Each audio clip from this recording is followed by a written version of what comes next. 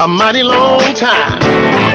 I felt like giving up, thought I would lose my mind. The road's been rough, y'all. The hill's been hard to climb, but I'll keep on pressing. I'll continue to strive. Hey. It's your girl, of course, Pastor Angela Johnson. Of course, you're joining me on the other ride home. Of course, I'm one sister to another with a show with information, inspiration, and godly revelation. Heard live right here at IntellectualRadio.com. Hey, I got it like that. We're also an iHeart radio station. And can I tell you all something? I know you think that we don't need anybody else, but this man is still looking for folk who believe that other folk want to hear what you have to say. I'll tell you this too. I'm Angela Johnson, Pastor Angela Johnson of Greater Love, Greater Works Outreach International. My husband and I are the proud sponsors and proud leaders of that church. And I tell you all this, I am not a renegade. He covers me. Yes, he does. I am also your proud CEO of Everything Moves, Promoting and Consulting. Vending is my business. And I tell y'all, I'm thankful about being here. The sun is shining on the outside. And I'm your girl, one sister to another, IntellectualRadio.com, iHeartRadio. And guess what? I have the best guests. Yes, I do. I got them in the house today. I had to stalk his page. Come on here. Executive Director, Illinois Black Caucus is up in here, and we'll be right back with my guest, none other than Larry Luster.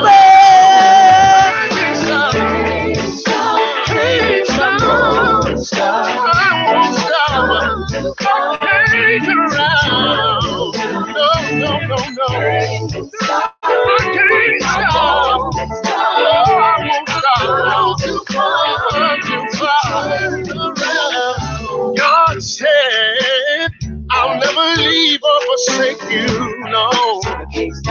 That I can't stop, won't stop, oh no. I know I'll make it, because through him I'll do. Oh no.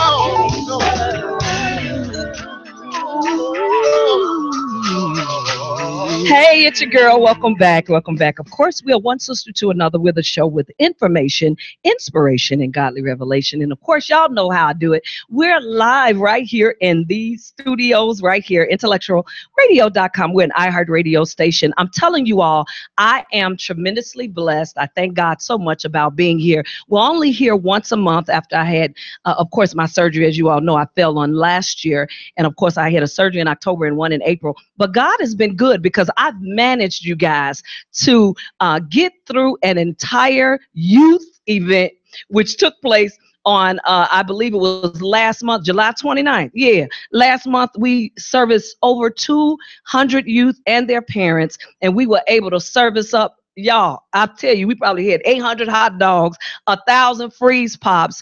I can't even tell you all the other stuff we had. But when I tell you we fed those young people, we fed their parents, then we turned around and gave them some of the world's best workshops. Yes, we did. Fafella Girls Org was right there with our girls. And then we had Michael Carson Jr., who is dad to the videographer for Jay-Z and also Kanye West, Michael Carson Sr. He came down from Atlanta on his own dime, y'all. And I work for American Airlines, but the man came down on his own dime and he helped us out with our young men. And then, of course, we had Lady Desiree Fleming and Whoops, Women Helping Others Overcome Personal Struggles, who helped us out with our girls from like probably 8 to about 12. They wrote their own books, y'all. I mean, that just goes to show you what we can do when all of us get on one accord. The Bible talks about it this way. It said, when they all become one, there is nothing you cannot do. Nothing they can't do. Nothing we can't do. Y'all do know that those men were trying to build a tower up to heaven, and God had to confuse their language because they had all became one. And so nothing we can't do if we all become one. I thank you all so much for joining us today right here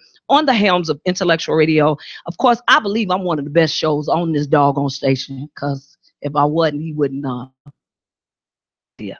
every doggone month. So I give God glory for that too. You know, this is the real show. I got to tell it like it is. Earl Winfrey, the other Winfrey, is glad that Angela Johnson is in here. When y'all get through, I'm the only one that's going to fuss at them and then turn around and lay hands on them for Jesus. I'm the one, Pastor Angela Johnson. Of course, y'all know what? I'm the show, Intellectual Radio, iHeartRadio. I'm the show, one sister to another, who has the best. So the other folk are gonna get on here and say they have the best guest. Like my brother Roman, after me, he probably will say he has the best guest. But I think today I got the best guest. I stalked this page, y'all, until I got him to answer us and tell us yes. Of course, he is none other than Mr. Larry Luster. He's the executive director of course, Illinois Black Caucus, and he's here with us today. Larry, tell the folk, hey. Hey, how's everybody doing? Thank you so much for having me today. He is oh my God. Y'all got to see him. You played football, right, Larry? Yeah. Back in the day. Yeah, back Listen, in the day. so what we're going to do is we're going to, of course, we've just given you the unofficial introduction, but we want you to just chime in here and you're going to be able to share with us. Let me share with my folks some of the things I found out about you. Of course, I told you I stalked your page. Larry, since the, of course, inception of the Illinois Legislative Black Caucus Foundation, has been dedicated to, of course, protecting, developing, and advancing Black communities. Larry represents Black stakeholders, making sure that they have a seat at the table to give fair representation during the legislative process. Larry, one of the things I believe attracted me to your page is when you took quite a few young people, I believe this year, it may have been a month ago or so, you took them to Washington, I believe. I'm not sure. It was in Springfield. Springfield, took them out. And of course, you've been introducing them to the way we do government. Right. I want you to introduce yourself again. Let us know who you are. Maybe share something with us or with your folks that's listening and watching that they really don't know about you. And then talk to us about why are you so passionate about the Illinois Black Caucus? Well, just a little information about me. Again, my name is Larry Luster. I'm originally from Springfield, Illinois. I'm a graduate of Southern Illinois University in Carbondale, a member of the illustrious Middle Omega Psi Phi Fraternity Incorporated. Roots to the kings out there, roots to all the brothers that are listening in. And actually Omega led me to work in politics. Omega took me there. I became the bossless, the president of my fraternity down at Carbondale. We kind of were in bad standing with the university. We kind of had some accusations. You know, we had some issues. We were young men and we were having fun. Absolutely. So we kind of had to tie it back in and really get back to the root of the fraternity. So I started one of our nationally mandated programs is voter registration. So as the president, I was like, we're going to push this initiative, and we ended up getting about 1,500 students registered to vote. And that really, on accident, really propelled my political career, because I can organize a group of people just to get one common thing done, which Absolutely. was, get people registered to vote or help a candidate get on the ballot or whatever it may be. We could work together and kind of accomplish those goals. So that kind of led to another internship with the American Federation of State, County, Municipal Employees, AFSCME, which led to another internship at Planned Parenthood, which led to a job working for the Illinois Senate Democrats back in 2011. And while I was with the Senate Democrats, I worked on several campaigns, doing a lot of field organizing. But one thing I noticed when I came back to staff, we went to Black communities and we saw, we try to make all these promises, get all these Black folks out to vote, but then on the back end, it's like, where's the take? We're giving, where's the take? So I really made it my mission in 2014 while I was on staff to make the people who I was working for, the Democratic Party, answer more to the concerns of Black people. So I started with working specifically with the Black Caucus members, because I'm a Black man every day. Mm-hmm. I wake up before I'm, the football player, before I'm the ED, before I'm whatever else it may be. I'm a Black man. That's a reality I face every day. I love to face every day because the challenge is real, and I love challenges. Wow. So going back to that, while I was on staff, I worked specifically with Black Caucus members, helping them get their message out to the Black community, organizing press events, events and stuff, minority business seminars, things, events circling around criminal justice reform, just different events like that, because I know that at some point I'm gonna walk past someone who's facing these challenges. So it's my responsibility as a person who's in this space to make that kind of a difference. So that's what really pushed me forward, working with the Senate Democrats, and then eventually working with the Black Caucus really exclusively. They saw fit to make me their executive director. Wow. So that's what really took me there. Now tell me something, Larry. Mm-hmm. Are you the executive director for the youth portion only, or you have more than one responsibility, or quite a few responsibilities? I got the whole thing. You have the entire thing. The whole Illinois Legislative Black Caucus, and be specific, the foundation, which is the nonprofit arm of the Black Caucus. We work in tangent with the Black Caucus, helping them with research, getting information from constituents to the Black Caucus as a whole. Helping with developing youth scholarship programs, fellowship programs, different things like that. We had an internship program this summer for the first time in many years. Wow. So just working on, different programs like that, things that I would want to be, in the space to receive when I was that age that I probably couldn't. Wow. Now, okay, so here's where we're going to go. We got to go here with you for at least a good 5 minutes or 10 minutes or so. And of course, if you want to call in and talk to Larry while he's live on the line, I'm sure you guys can see us. You can dial in at 708-223-8953. If you need to leave the broadcast for whatever reason, you can go back and listen later. We are on, of course, Intellectual Radio shows, or you can go right there to IntellectualRadio.com and pull this show back up. Larry, talk to us just a little bit about your shock. Were you shocked when Mr. Trump won this presidency? And then I want you to talk to us about what are your feelings right now. This is the real show. I wasn't shocked. Okay. So I'm from Springfield. Come on. Springfield, Sangamon County is 50-50. Trump, Hillary. Yeah. Like when I say 50-50, I mean like 50.8 to 49.2. So, the walk that I walk, being a big 285-pound black man with dreadlocks, seeing the things that I see and the reactions I get, I wasn't shocked. Okay. I was surprised, though, that people came out and really actually did it. Mm-hmm. That's what surprised me. But I mean, and you say they came out, and I won't cut you off, but you say they came out, and I say they didn't come out, and that's the reason why the devil did it. But That's all right. Keep going. They really came out, and I'm still surprised that happened. Like, I'm still surprised that this is where America is, but I'm not shocked. Just based on our country's history, based on things that happen every day. I mean, it's not shocking to see that they voted for this man. They voted for this man, and you just said it. You're an African American male. Every day, all day, before you are the executive director of Illinois Black Caucus, before you are, of course, Larry, the football player, you are a black man. Listen at this. I found something on your web that I thought was very interesting, and we're going to talk about it. Of course, funding seems to have dried up for pivotal community-based programs and, of course, partisan gridlock is constant, of course, but I want you to share with us, what do you believe? That's something that was wrote right there on your own web, right there on Illinois Black Caucus. I want you to share with us just a little bit. Do you still feel that way? Or do you feel like, since we have the folks that are leading right now, do you feel like more programs are being opened up now to these same young black, beautiful children that we have, that we're now going to have to lead? Of course, like you were led back in the day?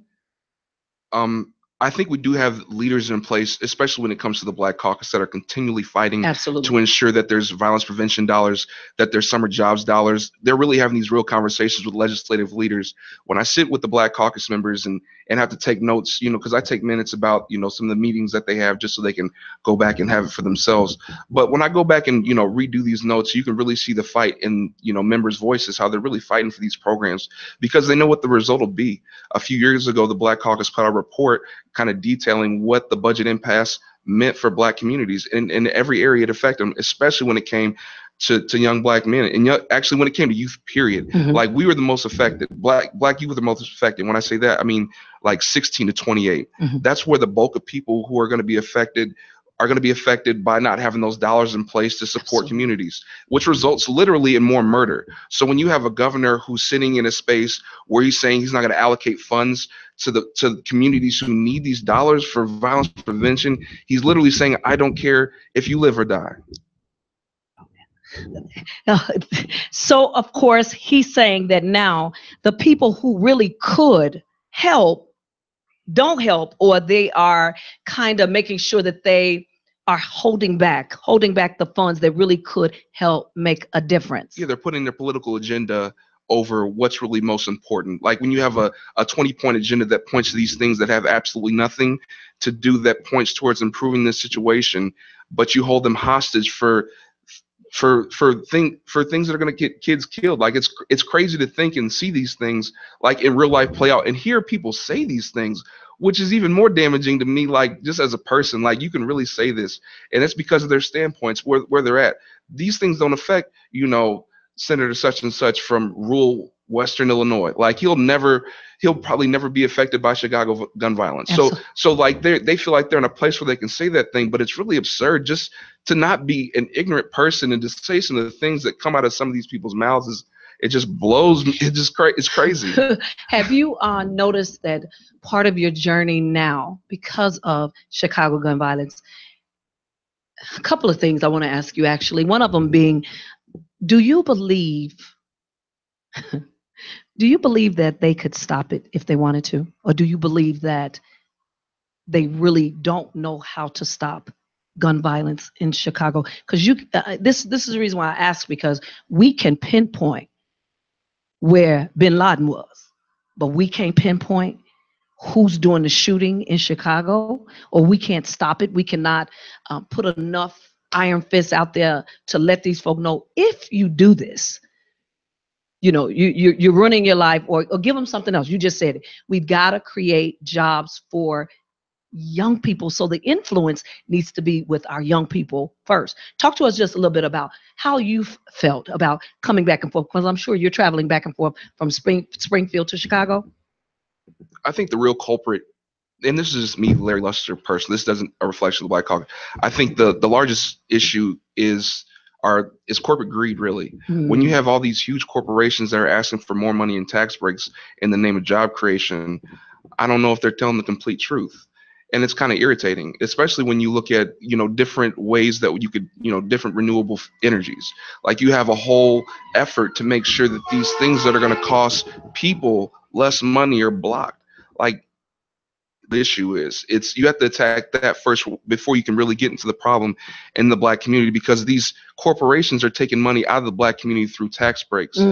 So that's the real culprit in this situation. And so, of course, share with us just a little bit, and then we're going to take a break and allow you to, of course, probably drink some water. But share with us a little bit. What do you believe to be, or address maybe two of the issues that you believe really are the culprits of why our Black children are so disenfranchised? They are so now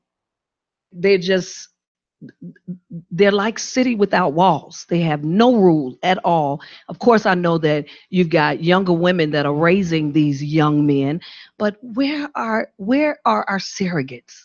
Talk to us about maybe changing that scope of everything. The problem really goes back further than anything that could happen like today and snap your fingers and change, because the change has to happen over time. If you look back, a generation ago, things were different to the generation now. And you look and try to see, and look in that, that cultural experiment and try to see where did that change happen. And I think it was, in the Black community, a lot was the breakdown of the breakdown of the Black family.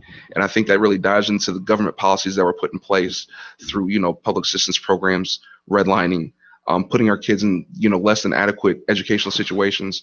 And then when you have this kid who's, 12 or 13 years old, they can't keep up. So they get degraded down to a position that they really shouldn't, that their talent isn't reflective of. Absolutely. Whereas this person, they get stuck in doing some menial work, they could really do something advanced, which brings the entire family, and that means the culture and community up. So there's been decades upon decades and layers that are constantly being peeled back. In Springfield, Senate Bill 1's getting repealed right now. And the big issue around Senate Bill 1 is the way that funding gets to students. It's really based off redlining. So this really breaks those barriers down and allows, students from, CPS or, downstate smaller communities to really get the funding that they deserve. Wow. How long have you been the executive director for Illinois Black Caucus? Almost a year and a half. So just a year and a half. And so tell me some of what you've seen, or so you come in, and it's really not about you being the new kid on the block, because you don't sound like a new kid on the block. You sound like you're I say everything is marinated by now with you. So you know what you're talking about. So share with us one of the things or some of your own passions when you walk into this position. What's some of the first things that you saw were like the breakdowns of how can I help as Larry? How can I do this? Well, I think in any situation where you have a lot of leaders, you need someone who's just going to be in place. Absolutely. To not talk and to not, try to lead just have them, just allow them to work together, kind of serve as the conduit or that glue that they need to really have an organization.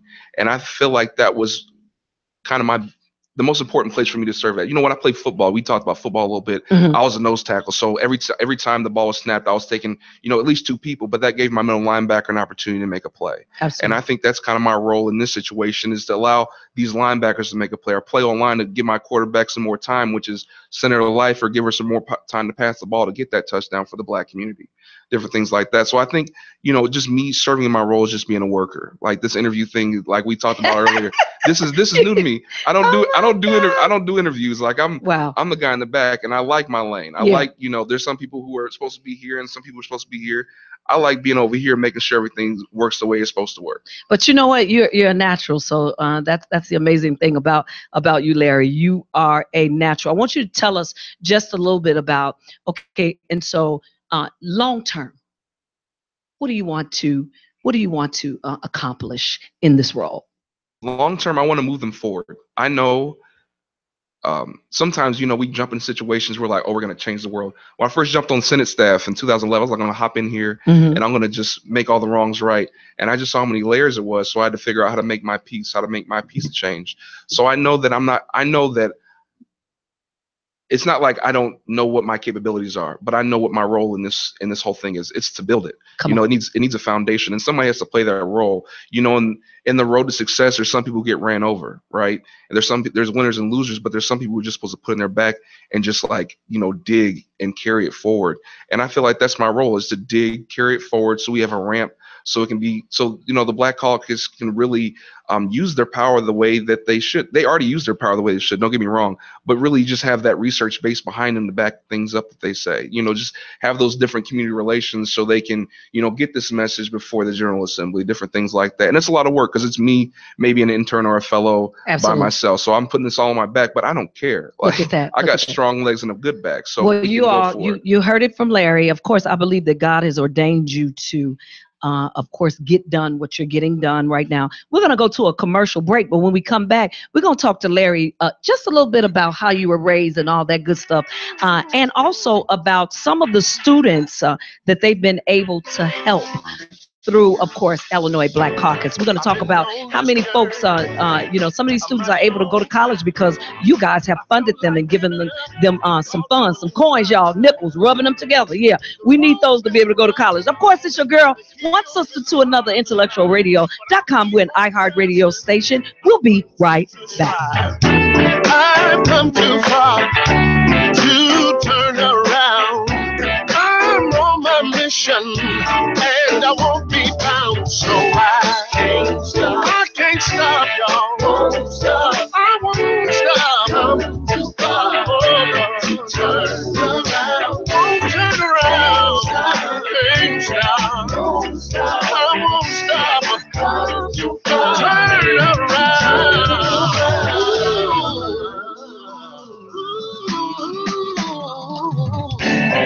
I've had some people who's left my side.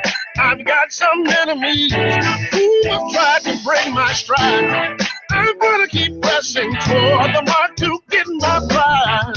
No matter how hard it is, I won't be denied. I've come too far to turn around. I'm on a mission, and I won't be bound. I can't stop, y'all. I won't stop. I'm too far. Oh, I can't. I won't stop. I can turn around. Hey, I'm back.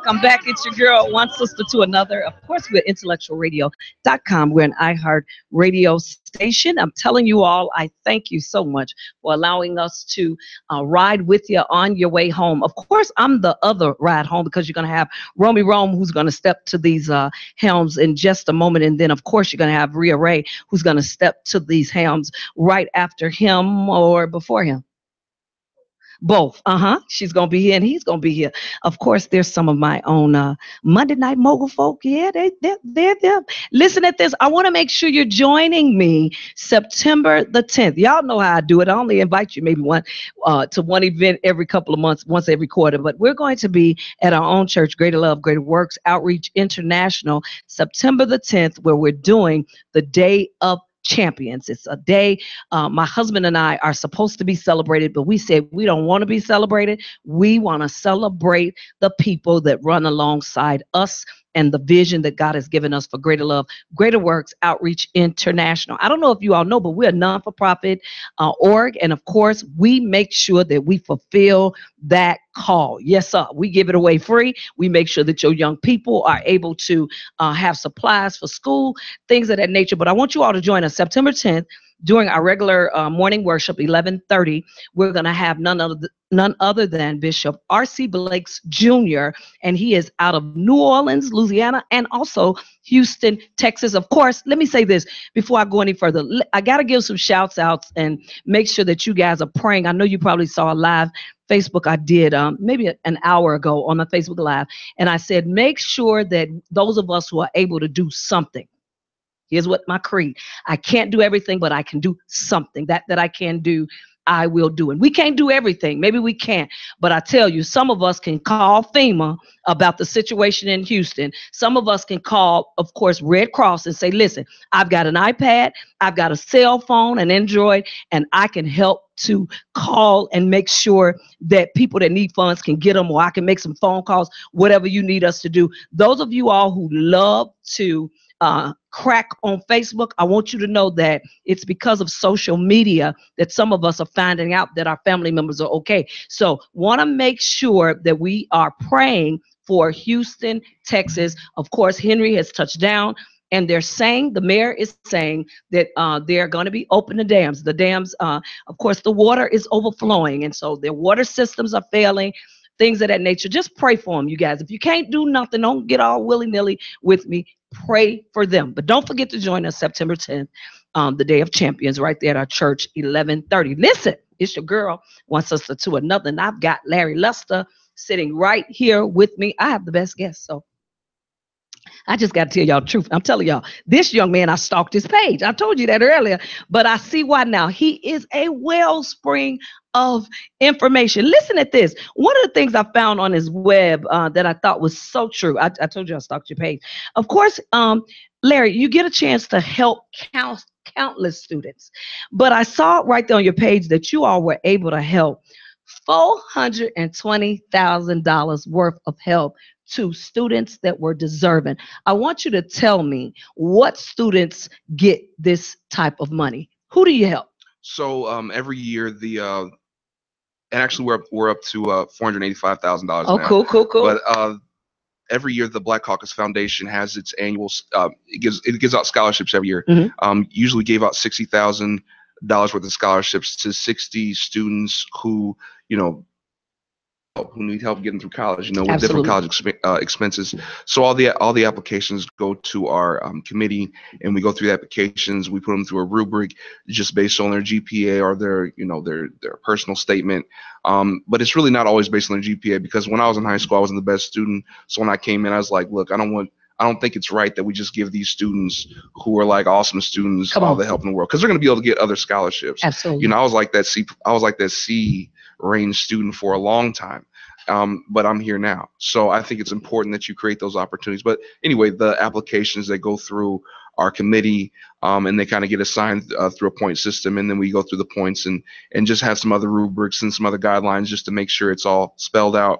And then we kind of land on our 60 to 65 scholarship recipients. Mm-hmm. We're going to later on in the show, about another 5 or 10 minutes, we're going to talk to you just a little bit about what you were able to do with countless students, bringing them and talking to them, of course, about state government, something that you guys do every so often, right? Every year. Every year you get a chance to do it. I want you to talk to us a little bit about what type of, you just told us just a little bit, talk to us about what type of student or young man you were back in the day when you were in grammar and high school, and then talk to us about how how parents can encourage their children now to go to school in a time when, of course, they feel hopeless, basically. Sure. I grew up in what I consider to be a traditional household. Both my parents were in labor unions. My mom was IBWF, and my dad was with the Teamsters. So I was part of that class of like the black middle class that labor unions helped create. I know we jam up like labor unions a lot, but they did help do a lot for the black community as a whole, as well as hurt. But that's a different story altogether. I grew up in the church. My dad's the pastor at Second Timothy Baptist Church, so I was in the church all my life. Mostly when I grew up, my life was filled with athletics. Like I said before, I wasn't the greatest student. But in high school, I went to a Catholic high school. We had a really good football team. While I was at high school, I had a couple offers from a couple universities: Illinois, Indiana, Kansas, and Northern Illinois University. But my scholarship fell through because my grades weren't where they needed to be. So I went to junior college at Harper Community College and had a pretty successful career there. But again, I really wasn't focused the way I should have been, so I could really achieve what I wanted to achieve. But I still earned a full scholarship to Southern Illinois University in Carbondale, where I was all conference, a whole bunch of stuff. I still had the bench press record there at 485. And then I went on and I had a couple tryouts with the Detroit Lions. I went through rookie mini camp with them, and then I went to the Bears. Then I went to the Bills, and then I played a couple years of arena. But then I really got an opportunity to walk into the career I have now. Right now. So you gave up the football stuff for this. I remember there was to help people. Yeah, there was I just finished my internship with ASME. I was in the middle of it, and I was really enjoying it. I was really seeing what it was about. And I remember telling the coach, like, if I don't get this, there's something else I could really walk to, because I knew like kind of what was approaching, like if you didn't hit it this time, you don't really get that many strikes in the NFL like that, Yeah. So when I went back down to play arena, I always had my education to fall back on. I always had my degree. So, I just kind of worked around and used the hard work that I learned from football so I could get a job. Absolutely. So, there's some football players out there who kind of take it lackadaisical, and there's people like me who like take it serious. We get in hard work. And of course, your dad is a pastor, so he didn't play. Oh, yeah. And he probably threw that word at you every chance he got. You better line up in Jesus' name. But talk to us just a little bit. Talk to us, parents who have young people in our households who need to be motivated. How would you motivate? Do you have any children right now? Yeah, I have a 10-year-old. You do? Yeah. You have a 10-year-old boy? Girl. How do you motivate her? Man, and she's a girl too. So how do you motivate us girls? I really try to give her, the opportunity to create her own vision. Like, that's good. What do you want to see? What do you want to be?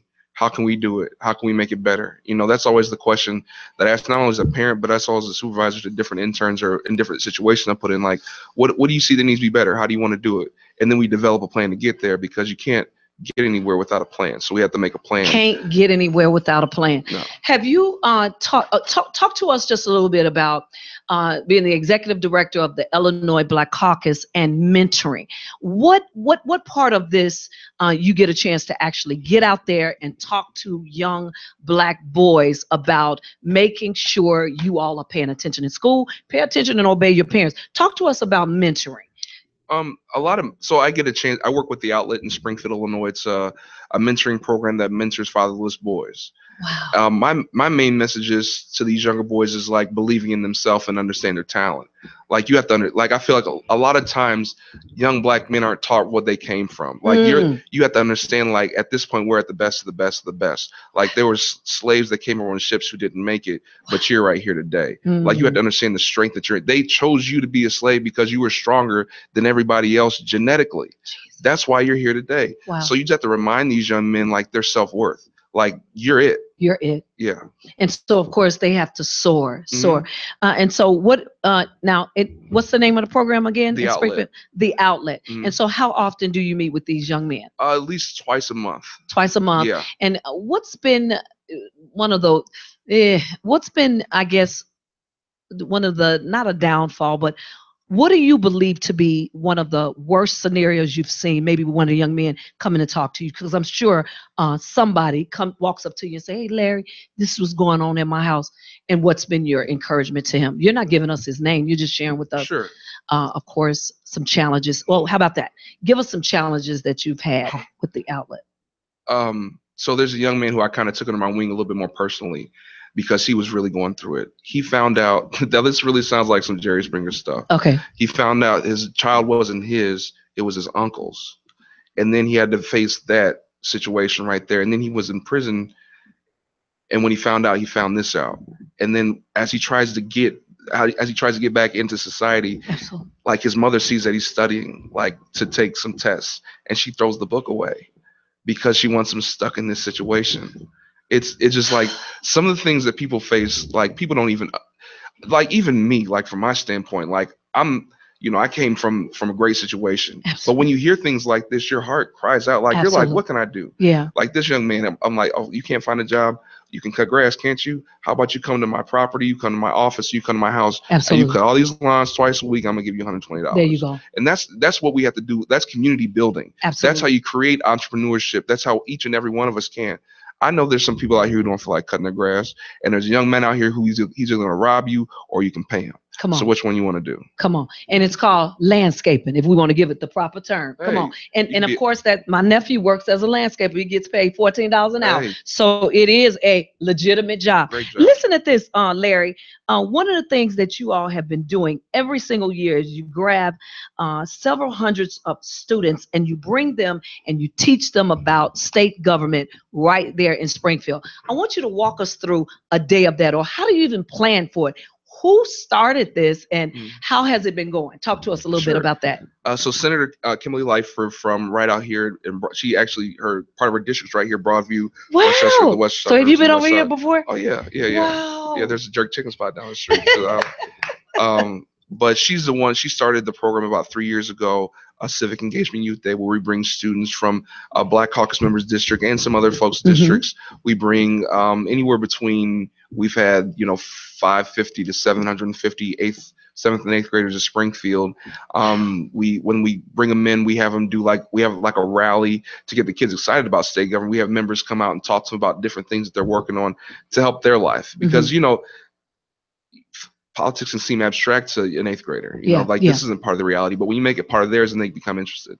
And then we task the students with developing giving a presentation about a civic issue that matters to them. Wow. So a lot of the students give some really powerful presentations about police brutality and things that they're seeing in their community, things that we can't even I can't understand. I can't understand. Right. I can't wrap my head around because that's just not my reality. Absolutely. And it just makes you want to help more. So we have that. We give them opportunity to tour the Capitol with their legislator. Their legislator talks them through the process of a bill becoming a law. Like I said, they have the presentations that they give, and then we send them back to their school. So the program, they get there about 10 o'clock and they leave about 2 o'clock. That way they can get there and get back home in a safe amount of time. Wow, I love it. So you have to be in 8th grade. Yeah. And then how early do you actually choose what students will be coming? So it's all through the members, like the members of the Black Caucus. Okay. They all select the school from their district. So they're all giving us, who they want, list names, t-shirts. Like we give them a t-shirt with bags and, some other promotional materials so they can be familiar with the Black Caucus or how to reach their legislator, different things like that. I love it. I love it. I love it. And so, of course, these are things that we're doing with, of course, students all over the place. Yeah. Now, of course, for the most part, primarily Springfield or primarily all over? All over. All over. So students are coming from Chicago. Rockford. Cool. All Black, Peoria, Champaign, Danville, Springfield, East St. Louis. I mean, tell us, Larry, but there's some other things you want to do. I'm looking at you and I'm seeing this hunger. There's some other things you really want to do. And I don't know if what's holding you from doing them would be resources or what. First of all, I want you to share with us, how can parents get in touch with you and just be able to send you a quick email and say, Larry, I heard you on What's This to Another. How can we, what can I say to my son or my daughter that'll really get them motivated? How can they get in touch with you? So there's a couple of ways. For one, they can go to the Black Caucus's website at www.ilbcf.org. the acronyms for Illinois Legislative Black Caucus Foundation. They can go to our Contact Us page. They can also email me at info@ilbcf.org. They can reach us through our Facebook page at ILBCF, or our Instagram. So there's a lot of different ways that I can be reached, and feel free to reach out.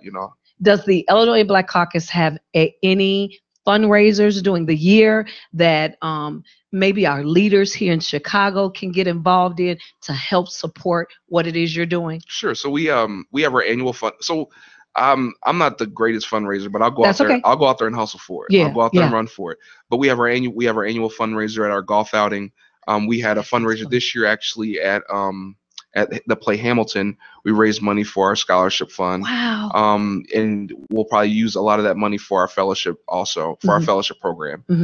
We have and then I'll do some fall fellowships to raise some more money for our fellowship program at baseball games or other events like that. I'll try to find someone to donate a box or something so we can, get some folks up there so we can raise some money for this fellowship program to give these kids some experience. So y'all hear him, he does not do good with, but you know what? You don't have to be good at fundraisers in order for people to support what you're doing. We're hearing what it is you're doing, and we're excited that we have a young Black African-American male who cares enough about. See, here's my thing. My issue with a lot of folks, including leaders at times, and not all of them, but some, is that we're always talking about what they're doing. We're always talking about Lil Bobby is standing on the corner with his pants hanging down. But honestly, you're not giving Lil Bobby anything else. You walk in here, I walk in here and see you. I'm like, he looks just like the young man off Facebook. Your pants ain't sagging. And you can do that if you wanted to. You got your dreads, but they're neat. Come on. You still look like a businessman to me. So I want you to tell us just a little bit as we're counting down. Now we got about 10 minutes left. Talk to us about some of the things you believe, again, we can do as parents, we can do as leaders. If you had the participation and support of all the leaders here in Chicago, what would you tell us to help you pull this off with supporting your students and supporting what it is, your own stance? That's a tough question. If I had all the leaders in Chicago that'll just help. That wanted to back me. I think the only thing I would need is communication. Really. Communication. I think that's like the most important piece to a lot of relationships and to a lot of businesses, to a lot of things. Like this can't work unless we have, group cooperation. Wow. And I think it's really in the process of forming. If you every month the Joint Black Caucus here in Chicago, the Joint Black Caucus, city, state, county, and federal, they have a meeting and they discuss, they discuss different issues that are happening at each level of government. And I think when we continue to have conversations like that, and you can organize that as a statewide effort, maybe not just do it in Chicago, but do it, in Peoria or, the South suburbs, and this all may be happening. But if there's one accord or one place that we can filter this information through so it can all just be a straight line, absolutely, then I think that would probably be the number one and pinnacle thing to do. But it's a lot of work though. It's a lot of work. It's a lot of work. But I think that when you see the importance and you see the space that we live in right now, we have Donald Trump as our president. Yeah. Like when you see where we're at right now, it's a lot of work, but it's important work. So we can rally together and keep doing. We can keep doing the things that we do, but we can just do them a little bit more. What are some of the responsibilities though that you have as the executive director of the Illinois Black Caucus? What are some of the things you have to get done in the course of the year to really be able to say that you had a great year? So I have to have a great golf outing. That's really our main funder for the foundation. It's my goal every year to have at least 4 outreach events, and try to do those and try to do some of those statewide too. So this year we had criminal justice symposiums all around the state in East St. Louis, Springfield, and Chicago. Wow. We've had, just general town hall events in Springfield somewhere else. It was either Peoria or Champaign, and then 2 in Chicago. So just, making sure I feel like those outreach events are pinnacle. Who's invited to those outreach Everybody. events? Actually, we have one that's coming up on Thursday at Malcolm X College from 6:30 until 8:30. We're having a What Happened in Springfield Town Hall event hosted by the Black Caucus Foundation. Wow. And do we sign up via an email so we can get this information? Yeah, if you go to our website, the first question they ask you to do is sign up for our newsletter. Absolutely. And anytime we send anything out, you'll get it. You'll get it. Okay, and then tell us a little bit about if a team, a organization or outreach organization that just deals with young Black men, or an organization that deals with young men and young women, or a church or whomever needs a person to come and speak at their church, facilitate somebody like you, how can they reach you to be able to do that? And would you be willing to come and talk about what it is you do on a church setting, church platform? Yeah, so I grew up in the church, so that's probably one more comfortable spaces to exist. I'll just email me, info@ilbcf.org. I'm really easy to find on Facebook, Larry Luster. There's only about 3 of us, and the other one's my dad, and he's not on there. So Yeah. I'm pretty easy to reach. I mean, you were able to stalk me pretty quick, so Absolutely. I'm easy to get a hold of. But you know what? Everything that the Illinois Black Caucus does pops up. For some reason, it was popping up on the in the stream of Facebook. I want you to, of course, as we're chiming down to our last moments, I want you to share with me just a little bit about, again, you know, what's some of the things that you would like to see happen with our young people as a whole right now? They're in a situation right now. What could you possibly say to them right now that will make them want to be a Larry Luster? Well, I think. Do you consider yourself as being a hero? I'm just somebody looks up to. I just like to put my head in the dirt and work. Come on. But I think that the one thing that needs to happen, there needs to be more community nurturing of these young people. Community nurturing. Right. Mhm. And when I say by that, I mean, you know, when they mess up, like pop them in the mouth. Yeah. You know, and then when they're doing right, you know, you got to tell them like, hey, keep doing what you're doing. You got to motivate them. You got to say, hey, you're on the right path. Let's go get it. You got to continually make it, you know, about them and not about you, you know, and it's tough to do, you know, it's really selfish position to be in, but you know, each one teach one. If you don't pick them up, then they're going to fall down. Absolutely. Larry, as we're drawing down, and I'm going to ask you probably one of the last questions, you're now 105 years old, and you want to leave what as a legacy to let folk know you were here on this earth. What would you like to leave? A corporation. Come on. Like I want to, the only way that you can lift Black people up is through economics. I mean, the writing's on the wall, period. And that's what our system, we live in a capitalistic system. So that's what says it.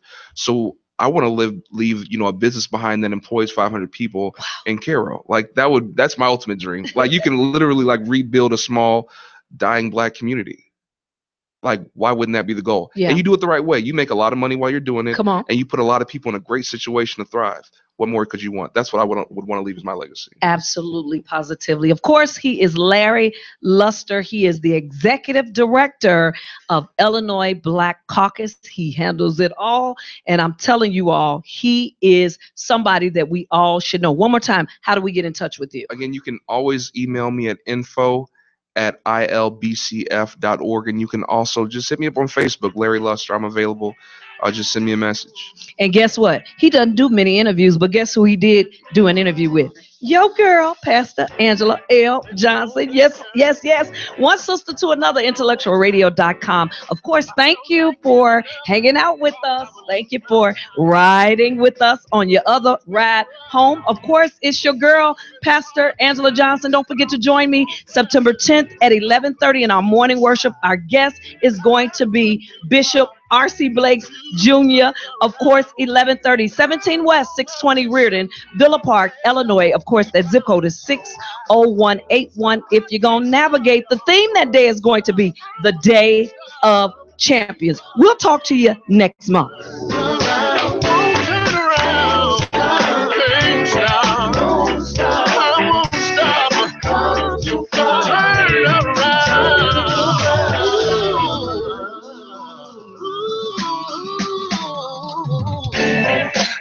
Some people who's left my side. I've got some enemies who have tried to break my stride. I'm gonna keep pressing toward the mark to get my prize. No matter how hard it is, I won't be denied. I've come too far to turn around. I'm on a mission and I won't be bound. I can't stop, y'all. I won't stop.